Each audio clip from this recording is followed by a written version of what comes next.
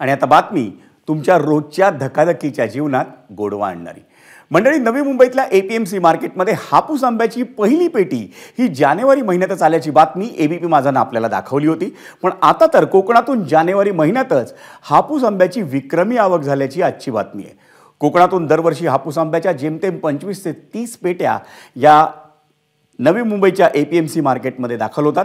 पण यंदा कोकणातून आलेल्या हापूस आंब्याच्या पेट्यांची संख्या ही 360 वर पोहोचली आहे।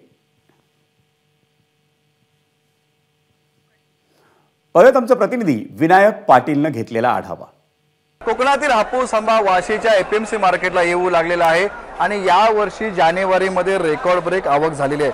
कारण दरवर्षी आपण जर पाहिलं तर जानेवारीमध्ये साधारण 25 ते 30 पेट्या येत असतात, मात्र सध्या जानेवारीमध्ये जवळपास 350-360 पेट्या हापूस आंब्याच्या दाखल झालेल्या आहेत। या वर्षी जर आपण सीझन पाहिला तर मधल्या काळामध्ये अवकाळी पाऊस पडल्यामुळे एप्रिल महिन्यामध्ये आंब्याला फटका बसू शकतो आणि मार्च महिन्यातला मोहर अजून यायला सुरुवात झालेली नाहीये। आपल्याबरोबर या ठिकाणी घाऊक व्यापारी आहेत संजय पानसरे, आपण त्यांच्याशी बोलूया।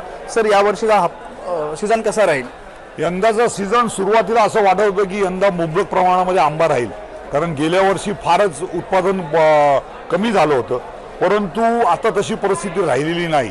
त्याचं कारण असं आहे की मध्ये जो अवकाळी पाऊस झाला त्याच्यामुळे एप्रिल महिन्यातला जो माल आहे तो बराचसा मोहर जो आहे तो काळा पडला आणि प्लस तिथे आता थ्रिप्स नावाचा जो रोग आहे त्याचा एवढा मोठा अटॅक आलेला आहे, त्याच्यामुळे एप्रिलच्या मालावरती एप्रिल मालाच्या उत्पादनावरती फार मोठा परिणाम झालेला आहे।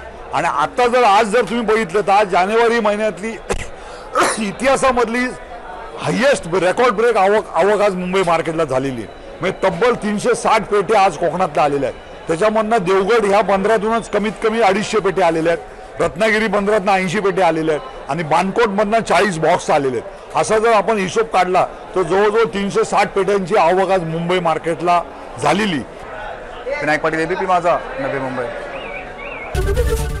एबीपी माझा, उघडा डोळे बघा नीट।